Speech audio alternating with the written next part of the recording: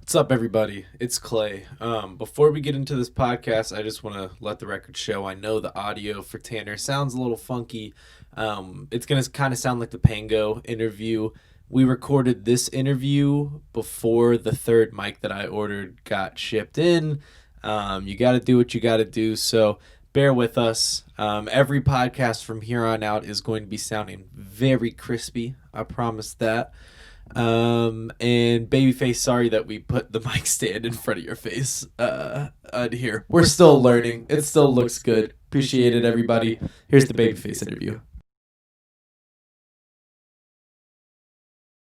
Welcome, everybody, to another edition of the Soul Serum podcast. I'm your host, Clay Bonin. I'm back here with Tanner Mavis, and today in the studio, hailing all the way from West Orange, New Jersey, Mr. Babyface. What's up? Yo, I'm glad you got that right. A lot of articles and they were like, I can curse, right? Absolutely. A lot of articles and shit, they were like saying East Orange, New Jersey, you feel me? I don't like, back home, it's like, you know how it gets. You don't have problems with East Orange, but you're not like, from East Orange. Yeah, because I don't want to get people from East Orange offended, like, oh, he capping, he's from West Orange. Right. There's like South Orange, East Orange, West Orange, so you just got to make sure. So you're specifically in West Orange. From West Orange. But I'm like right next to like Orange and like South Orange. People from back home though. The first time I met you at the Soul Serum house, we were talking about how like New Jersey's like everything is super close too. Like a different like Patterson and like West Orange or something like that. Like what, like 30 minutes or something like that? Literally like 30 minutes. Yeah.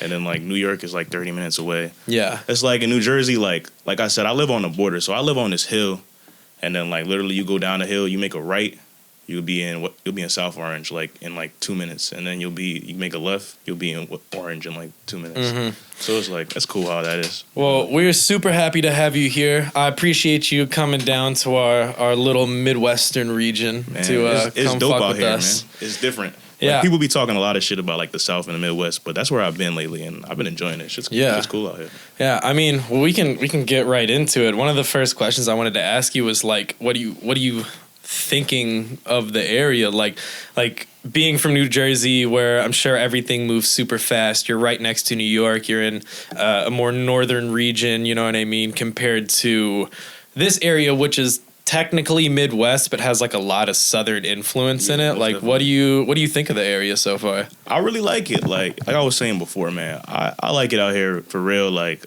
well, y'all here, so like that's a plus. Like, and I just like to move where work is at. You feel me? I'm a work oriented person, so like that already is a plus for me. I'm not really gonna go anywhere where it's just like no point in me being there. But like the environment, like all the murals you guys got around Cincinnati, like. That shit is fire. Me and Trip were out like the other day shooting by a bunch of murals. Like, shout out Trip. Yeah, Trip is going crazy. Shout out Trip. Yeah, Trip is going a true shooter. True shooter, bro.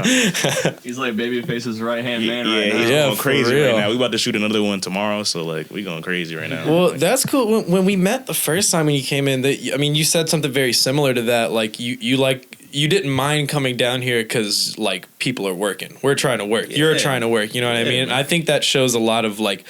Motivation and drive for you as an artist, you know what I mean? Is that something that like you've always had? Did you kind of learn that skill? What do you think? Bless you. Bless you. You good. Yeah, bless you. Sorry. Nah, man, that was definitely something like. I feel like all my life I was somewhat lazy, because there was nothing that was ever like pushing me, like where I was like, yo, I love doing this, but like. I was 20, turning 21, and like I got back into music, got back into writing rap, and it was like I always had that drive to write all the time, but like it was like, all right, so like I'm in school, I'm not really fucking with school right now.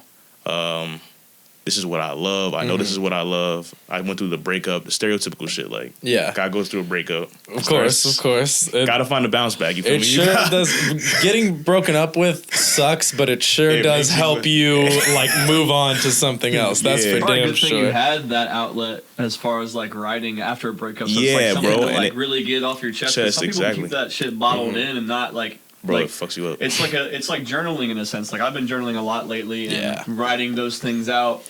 I've found into music making a positive like thing instead of a negative thing. Exactly, bro. Yeah. I found journaling is for somebody who like, I mean, like if I wanted to make music, I think that would be how I would make that outlet. But like somebody who doesn't make music, I find journaling to be very therapeutic to just at least and those entries are not going anywhere. I'm not sharing them with anybody, but to have them like out definitely it's helped me a lot this year for sure. Which camera do I look at, yo? You can look at that camera right there. Yeah. Everyone should journal, bro. You should be writing out all your aspirations, all your goals, what you go through every day. Like that is a must. You have to do that. Yeah, like, man. Because it's like if you like the way our thoughts work, it's just like they can be so all over the place, and you have like negative thoughts coming in and shit, and it's not really like even you. So you need to just write out so you know what's you. Yeah. And like it's for me, it's a good way to like organize my headspace because I feel like a lot of times my head's just like fucking going crazy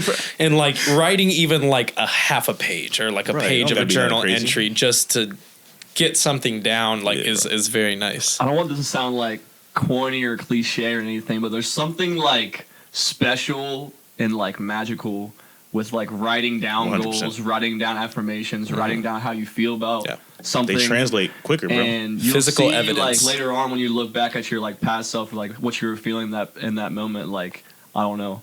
Like there's something like the manifestation as far as like when you write down different in journals. Yeah, it's just different. It's cool to like look back on your past self that way. Getting back a little bit to you talking about getting back into music, I have shout out 808s and Smoke Breaks. You provided a lot of research for me for this interview. Shout out Jetski. One thing that you said in that interview, which I thought was really funny, but also I think speaks to your testament to working, is you said something along the lines of like like even if I drop out of school and I try to make it in music and I don't make it, it's got to be better than Banana Republic. Yeah, bro. I was at Banana Republic when I started getting back into rap, and I was just like, bro, so this is how like I feel like it be going sometimes when you're like, well, you could say what you was gonna say. Well, I was gonna say you just like in there like folding clothes and just thinking to yourself like bro, I can't keep folding these clothes. I can't. Don't bring me back to that shit. That shit is traumatizing, bro. Yo, man, that shit is mad traumatizing. I feel that. I feel that. But like, I feel like that's how it goes when you start like going along your purpose. So like I worked at Banana Republic, and then my friend Ian Samir, he's another artist. He got a job like upstairs at the same mall, which paid better, and like that kind of was like the start, like me getting out of that relationship and started like evaluating myself and seeing what I want from life. Like life just gave me more, and then gradually like it just kept on giving me more. But it takes time, bro. And like with that writing shit, like bro, to even get to this point, like before when I started writing, bro, I'm gonna be honest with you, I was getting kicked off like June 2018, 2017. I was getting kicked off of tracks and shit, bro. Like really, you were kicking me off of tracks because my shit was ass. Like that, but it wasn't like ass. Like you were just like it wasn't new to it. It just wasn't wasn't it yet. Right. But like I had to write back to back to back to back, and you got to write with intent. Like you can't just be writing, then it goes from writing verses, then it's like, okay, how do I write a song? Because before I couldn't write a hook for shit. Yeah. Like so you just gotta like continuously work on that shit. I work on it every day. Like the other day, like sometimes it's good to take breaks, but the other day I just woke up. It's like, bro, I worked on like fucking like 5 songs because that's what you just gotta do, like at one sitting. Like even if you don't finish them, you gotta just get that. Oh shit! My sound is on my computer. All good. I'll edit that out in post. I have kind of one more non-music question before we get into the music side of everything. Go ahead. So you have these placements in like Elevator, Lyrical Lemonade, No Jumper, things like that. But I noticed in a couple of those articles, like all of them note that you're a Haitian artist. Yes, I am. But so your parents are from Haiti. Yes. Were you born there or were you born in America? I was born in America, but this is a good segue because when I was going through the process of getting a new job, like I went back to Haiti for the first time and like, oh yeah, bro, it was no television. Like, right. There was a TV, but like it's not speaking my language. So I was just sitting in my room like writing constantly on my laptop, just writing. I had the beats, I had beats when I could get Wi-Fi. I could barely get it, but I'd be going to get beats, and like I was just in the room writing. Like the shit was crazy. Like hot as hell. Like in Haiti, it's like 100 fucking sure degrees, of that. humid as fuck. Yeah. Mad insects. Like yo, one time I woke up in the middle of the fucking night. It was like a moth this big. All I hear is loud ass. I'm like, what the fuck? I think I'm dreaming, and I wake up. I'm like, you're still going. I'm like, what the fuck? I mean, it's crazy. Like in countries like that, like I the only time I've been out of America, I went to Guatemala, and like I was like on this like coffee and tea reservation, and it's like fucked. Like I don't want to say fucked. That's not the right word, but it is the first time I truly experienced culture shock because like you said, there's like no TV, or if there is a TV, it's not speaking my language. The food's different. Like things are sized differently because like people are smaller there and whatnot. And like it really puts your life in a perspective. You know what I mean? That's what I like, needed to start like my music. Like for the beginning, I really needed that shit. Like. Is in having Haitian parents, I mean, did that affect your like mindset towards music or like towards just like aspiring towards your goals or anything like that? Because I know, I mean, people who have parents from different countries obviously grow up with a significantly different culture than, say, two white guys in Kentucky, you know? Yeah. So what is immigrants and coming to America is just like different. It's just different, bro. It's harder for like them to like jumpstart their life and like get their careers going Most because definitely. they don't have parents same resources or other friends or bro. influences like helping them, you know? Exactly. How'd that help your process? Bro, to be honest, shout out my parents. Shout out my mom and my dad. Shout out parents. I'll probably send this to y'all.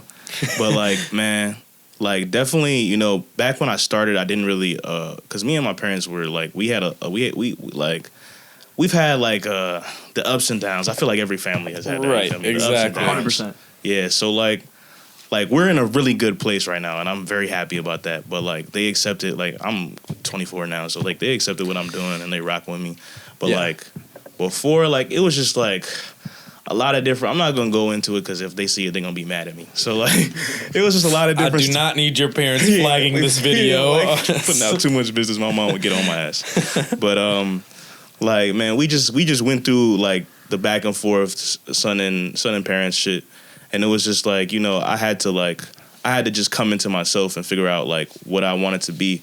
But like my dad was always into music, like always playing music. He like to this day he plays like he don't really play rap. Like if he plays rap, he likes good rap. So like Biggie, like Kendrick, like like rap that can sit with an people from the older generation. Jay-Z probably too. Yeah. But like he plays everything like Latin music, Haitian music, French music, like he just loves music. So I guess that's like subconsciously like I always had that love for music. Like since I was small, I wanted to have a band, but it was like they didn't push me in that direction. Like they didn't like they are pushing a little bit more, but they still not like those. I texted them like you feel me like the other day like yo I appreciate you guys for like you know at least you know coming around in this way and supporting every day and you know just. You know, giving me motivation, giving me good words. Because before it wasn't always like that. Like we would be fighting. Like we would be going at it about this shit. So like, but I knew this was what I wanted, and like I'm not doing it to look cool. I'm not doing it like for like no dumb shit. Like I'm doing it. Like, I think somebody who is doing this just to be cool wouldn't go all the way down to Cincinnati from New Jersey to like work with people. You know what I mean? I think that, like I said earlier, I mean that just shows like a lot of dedication and motivation you have towards your craft, and I think that's very admirable. Thank you, man. Speaking of New Jersey, I personally don't know a damn thing about the music scene in New Jersey, so I just kind of have a couple questions about it. First and foremost, I mean, like, is it a good scene? Like, do you like it? That, bruh, to be honest. Well, no, go ahead. Man, I'm not gonna disrespect Jersey or anybody. Of course not. Man, it's a lot of crabs in the barrel out there. A lot of people that like low key will not want to see you win when you're winning. But that's anywhere, bro. Yeah, that's anywhere, bro. But like, that's any local scene, bro. Any local scene, bro. But it was like that's why I'm low key here because it was just getting weird, bro. Are people not really supportive of like their own people, bro? They're supportive till they start seeing you like oh shit, like oh shit, like popping off a little bit. Like, it's like oh shit. Is it coming from like the consumers of the music or just like other artists that like see someone like you making steps forward? You know what I'm saying? Like Where is like that type of energy coming from? Bro, I feel like the consumers, like, they don't really even like certain consumers will care, but like the majority consumers aren't gonna give a fuck to like until you're I'm doing some shit like this. Like that's just how this music how people work.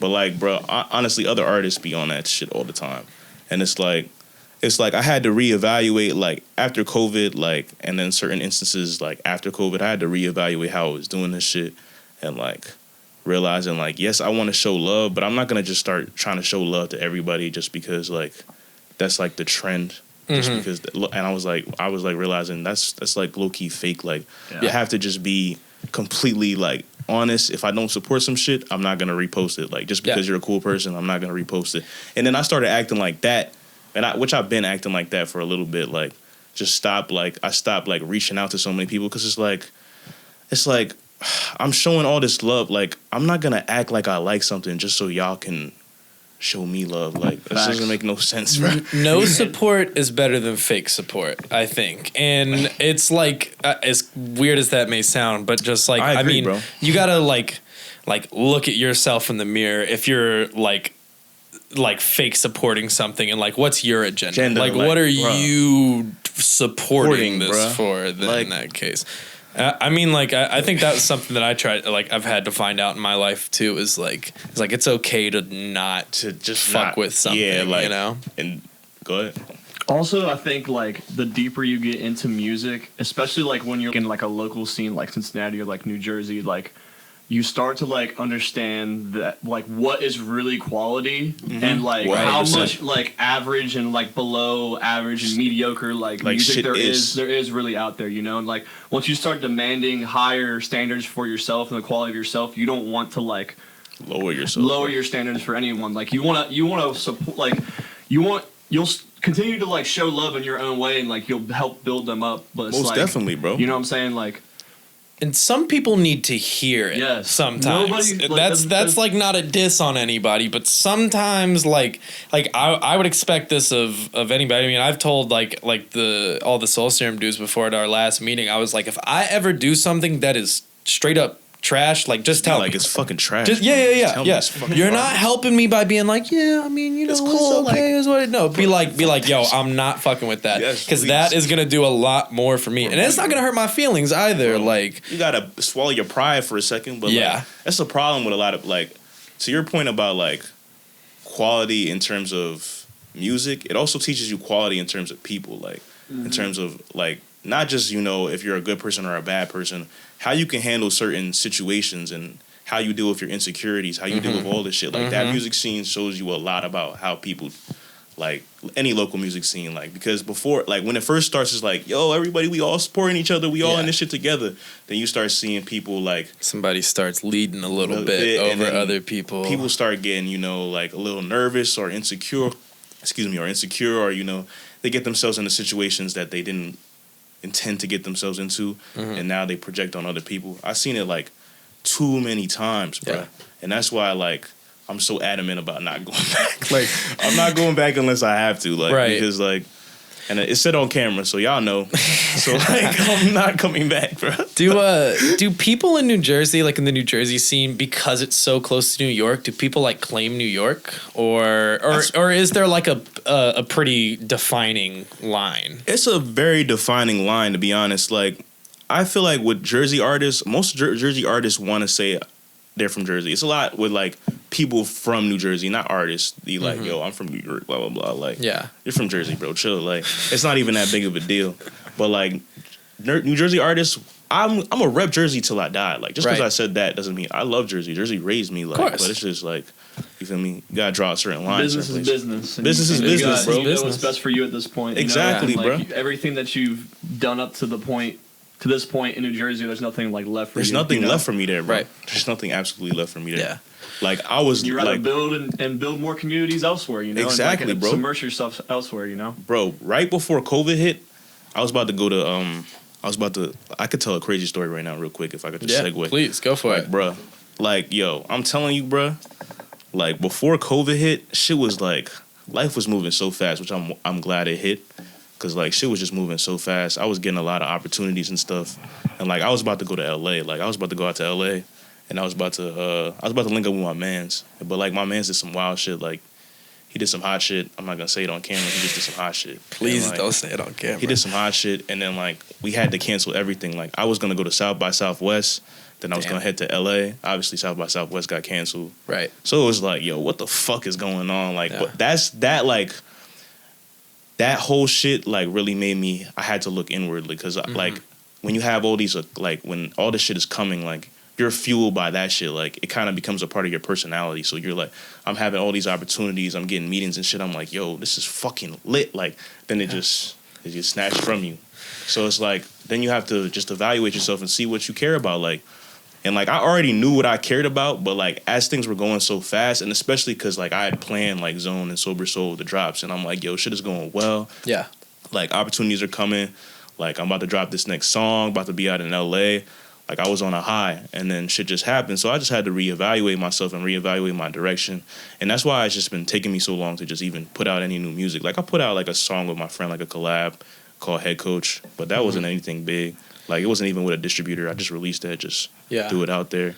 Yeah, that's crazy. You are really fucking good at this because my next question was, how has the pandemic affected, like, your recording process or just, like, your artistry at large? Like, I mean, I know you just touched on it a little bit, but, I mean, so you were riding this high, you had all these meetings, all these plans, everything lined up, and then COVID. Yeah, I liked how you answered it. You said you went inwardly, because I think I can relate to that too. Because it definitely made me take a step back from my life, and I had to go inwardly and find out like what my next steps were in life. Like, what is that like the same type of thing that happened with you? Yeah, bro. Like, I just felt like first, low-key, I had to break down. To be honest, like bruh, going from like in April and March, that was a bad time for me, to be honest. Like, I was not feeling like my best. I was going through it. I think probably for a lot of people share that feeling, you know. A lot of people, and like, bruh, that like. It was scary when it was first scary, hit, bro. I think it was a lot to do with the media kind of like scaring you of making it like a bigger deal than what it really was. But I'm sure you were probably going through not only COVID but like your own personal stuff just my own personal shit, just with like my shorty, just myself, like a lot of shit. Like when the music stopped, like because I've been doing the music for so long, I had to deal with like mad different shit from like going all the way back to I was like a little kid. I had to deal with personal issues, trauma, all that shit. Like, so it was like I just had to look inwardly in order to be like what because like I'm not just trying to be like some superstar in this game with like just clout. Like I'm trying to make an impact and like change the world for the better and be a positive change in the world, a positive representation in this world. So like it's not just about me like, you know, just being I'm doing whatever. Like I have to be right within myself so I can treat everybody the way they're supposed to be treated and be honest and be real. Yeah, like, that's so big, man. I feel like I've learned that a lot this year. You know, like taking care of yourself, taking care of your mental health. Like do the little things right personally, and your career will excel. Like, bro. Personally, you have to, you know, elevate yourself in order for your career to elevate too. And I think a lot of people can like sense that around you, you know. And like I sense it with you. Like you're here. And we're making moves together, and like you're elevating yourself because like you took the time at the beginning to really get yourself my mind right, bro. Get your mind right. You know what I'm saying? Yeah, bro. That's enough COVID talk. I'm glad we talked about it. I think that was very important to say, but definitely like I don't know. We all know what's going on. Yeah, exactly. Yeah. One thing that I found really fascinating about you. Was like your affinity for Jay-Z. Like you have the one face mix to like All I Need, which is like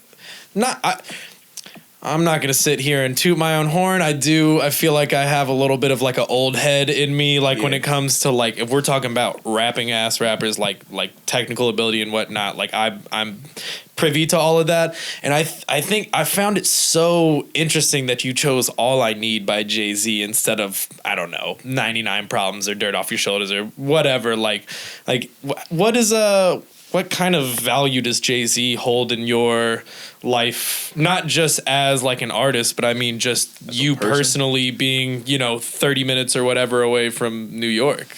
Bro, to be honest, like, man, it's funny that you guys asked me that because like, honestly, like I've been bumping a lot of Jay like to the second half of me being out here.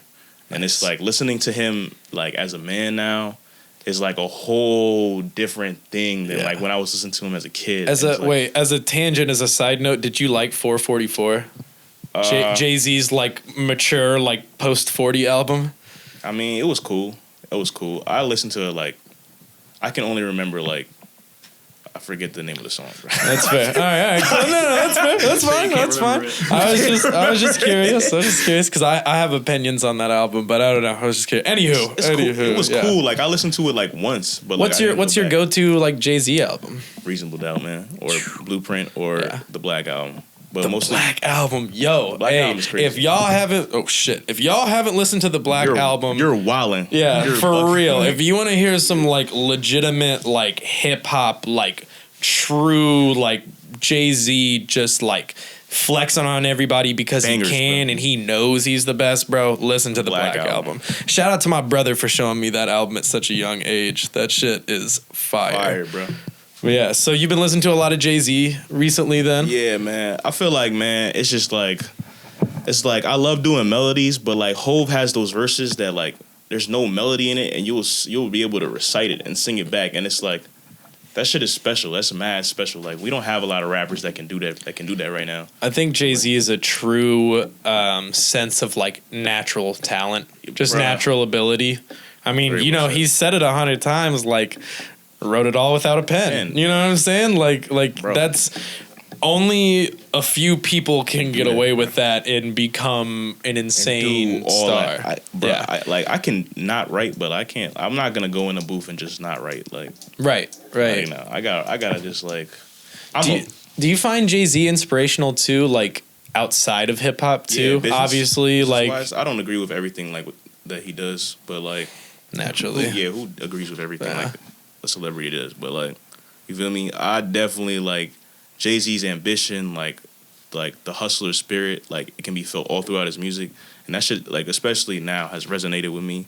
Mm-hmm. And it's like I'm not out here like doing anything like that, but like man, that shit resonates with you if you're just trying to get up. Like, that shit just like.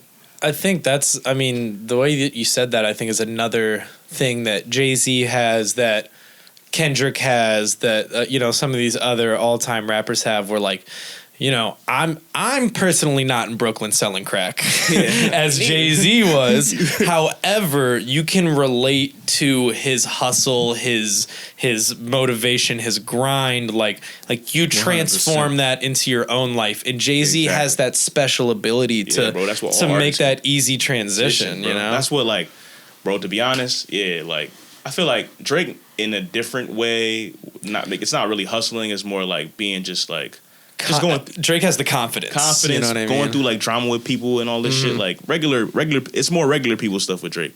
But like that's one huge thing for me as an artist is I want to be able to resonate with just everyone, and I think that's what a great artist can do, like resonate with everyone. That's also why I think Hove is like the greatest rapper if you had to ask me besides myself, because I got to say myself. It's funny you say Drake too right after Jay-Z, because I feel like you're low key like a mix of Drake and Jay-Z. Like I hear both influences. Yeah, most definitely. Like we were talking about before the podcast, like you hit these pockets of where these melodies are so infectious and like contagious and like makes you want to run it back, but then you go spit like a quick 16 bar just like real quick. It's just like your versatility, how you can go back and forth with both is like really impressive. Like I wish I had made a note of what song we were listening to earlier, but like you are in this melody, you're in this melodic patch, and then just like boom, like drop right into bars. And I love doing that shit. Damn, you all are good at this, because that leads into my next question. One thing also on 808s and Smoke Breaks that you said that I again found very interesting was you said you like rock melodies. You like the songwriting in rock better than hip hop. Yeah. How does that carry over into your own process, into your own music? I feel like just with like hip hop is meant to be very expressive, but it's like in the beginning it wasn't really meant to be emotional. Like if you were a rapper, you would be clowned for being emotional, but rock, big time. Yeah, rock is all about being emotional. Like so, like it translates in those melodies. Like you hear the emotion. That's why, because I don't think I had this explanation before, because I couldn't really think of it. I just knew that I liked it. But like I feel like rock melodies are just more emotional, and it just hits you somewhere right here. Like, and in all music, you need that. Like, in rap's defense, I think it has gotten way more emotional because of the likes of Drake pushing something, like pushing and breaking that kind of barrier to like be vulnerable. Exactly. Or men can talk about their emotions through music. They don't have to be for sure. Let me throw another one out, which I think like leans a lot more into the rock is Lil Peep too. I think 100%, bro. You know, whether or not people fuck with them or not or yada yada. I mean, like the man. I will say personally, like I was not bumping a lot of Lil Peep, but what I did love about him was his ability to blend these genres in a way that I had never heard, and that was legitimately changing music. Like that, dude, bro. Fuck, that's and X was like they brought the rock right into the fucking rap, and it's you know that's how I feel about both of those guys. Pretty much is like I don't necessarily personally. It's just personal taste. I'd never really bumped a lot of them, but I recognized what they were doing from an artistic level, and I thought it was so impressive. And they did it better than anybody else, really, that I can name. I'm happy you can see that, just because, like, I don't know. I feel like a lot of people, you know, have their own like personal biases and stuff when it comes to music, but like it's nice to hear you having like this objective lens, like and just like recognize that they did like there was a shift when those guys came into the mainstream. If you were paying attention to music, you would have to have seen that. In the past 3 years, that's all the music that's pretty much like has been made like since then. Even with like you can put Juice WRLD in there too. Yeah, most definitely. The same type of thing. Isn't that fucked up that all three of them had that same effect? And I think Juice WRLD a little bit less to kind of like the genre bending as far as like after the fact. Right, that's what I was gonna say. But once Juice WRLD died, R.I.P. But like once he died, like that era, right? Exactly. It's now weird how now it's another shift happening. Post, like that I think that right was in the front end of our eyes, like, bro. The three biggest SoundCloud like rock and rap like blend. Like they passed away. Now it's like it's making room for the next thing to like kind of happen. What do you think the next thing is, bro? I mean, right now it's like the hyperpop scene is like kind of going crazy. If you guys are 100 gex type beat. Yeah, I think that's gonna be like soon as like someone like Uzi, that's Uzi's scene, bro. I feel like once Uzi hops on like 100 gex like type beat, like it's over with. He kind of like the futsal shuffle beat is not hyper pop, but it is like it though. Yeah, he's leaning towards that realm, bro. Yeah. I'm telling you. Like I won't be surprised by 2021. Like Uzi hops on like a beat like that. Then that genre is just gonna pop. Yeah, I think so. I think that's probably a good assessment. One thing as I was doing research, going on your Instagram, your Twitter, and whatnot. You have really good engagement on your socials, not just like like likes, but like you have people commenting, liking, retweeting. Like, what have you done to get it to be that way, or are people just fucking with you? Like, people are just fucking with me, man. Like, to be honest, man, and I'm extremely appreciative and grateful for it. Yeah, like every day I'm appreciative and grateful for it. Like anybody who DMs me. Anyone who responds to my shit, anytime I have a conversation with somebody. So it's like, man, it just happened over time. I could tell you a year from, not because right around now I was on No Jumper, so that's when my shit started going crazy. Like that was the first time I was like, oh shit. Yeah. Like my old phone, it was like overheating and shit. I couldn't get on my notifications. I was like, yo, what the fuck? It was never like that before. But like around like June 2019, July, probably more June. But yeah, June, July. It wasn't like that, bro. Like I didn't have like engagement like that. I was still very, very local. Like, well, I mean, you have 5,000-ish followers or something on Instagram, and I just see people with 5,000 followers all the time who don't nearly have the engagement that you do, which tells a lot to me about people who listen to you that they truly. At least they care enough to comment. Bro. I think your Twitter is more impressive, to be honest. I know how hard it is for an artist to like actually like break onto someone's like timeline and go viral, but like you have like consistent videos where you're getting 400, 500 likes, like 200 plus retweets. Like that's like really impressive for like like I wouldn't consider you like this like big underground force yet, but like you're like on the brink. You know what I'm saying? Like it tells me like. you're like next video away from that getting like 1,000, 2,000 likes on Twitter. That's how I feel too. Because the way the Twitter algorithm works is like once it's there, it's like a snowball, going, bro. Yeah, it's gonna keep going. Yeah, isn't that so exciting too? Yeah, it's very exciting. Seeing it trending. You're like, it's very exciting. It's coming. Yeah, it's mad exciting, and it's exciting because it's been like these months where I just been like. I really honestly just been like living my life, like making it just taking like the time to just enjoy my life. Like, especially here, like I had to like be like, yo, I got to be present in the moment. Like, cause there were some things bothering me like throughout my time here. It was like, bro, I have to learn, especially to go to the next level, how to just be present in the moment and just block out literally all noise. Like, if you're not present, man, how are you gonna receive all these blessings? Man. That's a fact. That's a fact, bro. I need that on like one of those live, laugh, love signs. And put that on the wall. Damn, should we get some live, laugh, love signs for the podcast My mom room? would love it, man. Fuck it. My mom has them all over the house.